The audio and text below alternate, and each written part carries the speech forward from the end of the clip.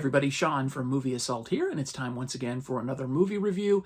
This time around, I wanted to take a look at Raven from 1996. This stars Burt Reynolds and Matt Battaglia.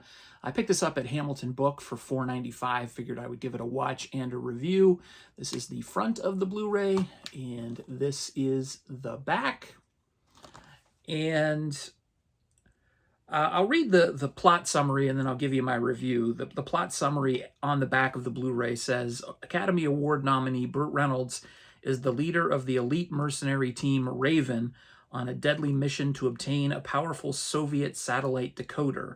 But when the operation is sabotaged by U.S. officials, he sets out on a personal mission to eliminate the enemies and render his own brand of outlaw justice. Sort of. Burt Reynolds does play Raven, and he is the leader of the Raven team, which is a elite group of mercenaries who run jobs for this group of kind of shady politicians and CIA officials called the 4-Star Group. And they do go to Bosnia at the beginning of the film to retrieve this thing called the Soviet 666 decoder. And this decoder is in 2 pieces. Both pieces are required to make it work. And as the job winds down, Deuce, who's played by Matt Battaglia, tells Burt Reynolds' character Raven that he doesn't want to do this anymore. He doesn't want to be a mercenary. He doesn't want to kill for money.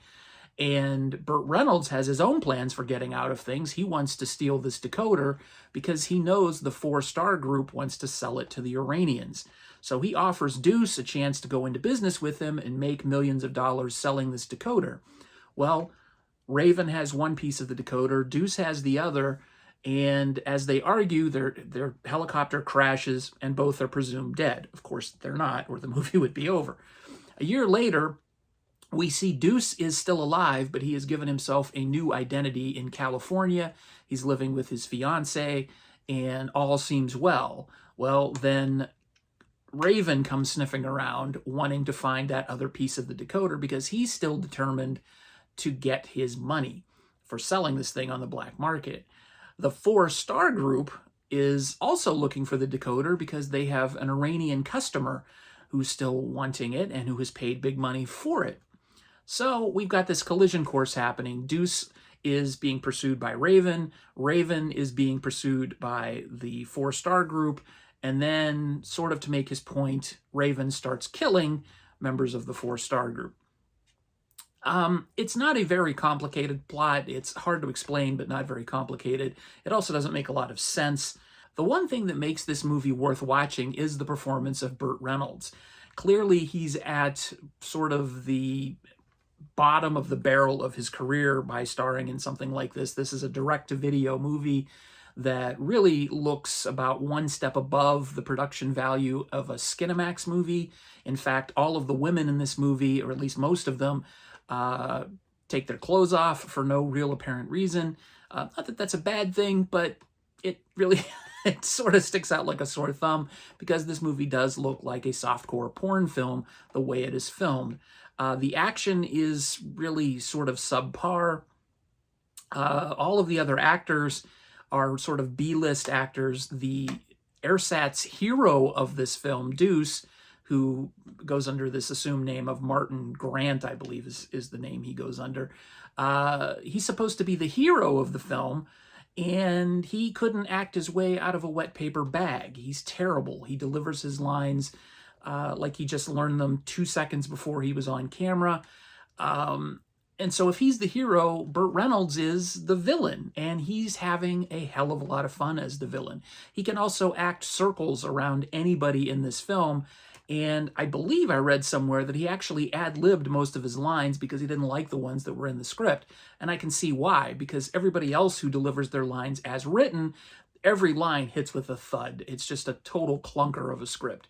But this film is still worth watching only because of the performance of Burt Reynolds. There's a twist at the end that makes the hero even less likable. And you really want to like Burt Reynolds' character, even though he's really an asshole. So this is just sort of a bunch of mixed signals, not so good action, terrible dialogue, except for Burt Reynolds, and really bad performances, except for Burt Reynolds. But if you like Burt Reynolds, it's worth watching this movie, just to see him put on an acting clinic in front of all these other actors. So I'm going to give it a 3.5 out of 10. And all of that is a result of Burt Reynolds sleepwalking and still kicking everybody else's ass in this movie. This was written by Jacobson Hart and was directed by Russell Solberg. I know Russell Solberg is a stunt coordinator, but I don't know much else about him or Jacobson Hart.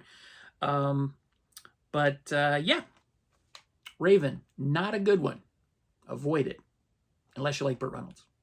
There you go. That's my review of Raven from 1996. As always, if you made it this far into the video, I really appreciate it. If you like what you saw, this is pretty typical of what I do here. I also do Blu-ray hauls, DVD hauls, movie hauls, pickups, and the occasional unboxing. Thanks for watching, everybody. As always, if you liked what you saw, please consider subscribing if you haven't done so already, and give this video a thumbs up if you liked it. Thanks for watching. Take it easy.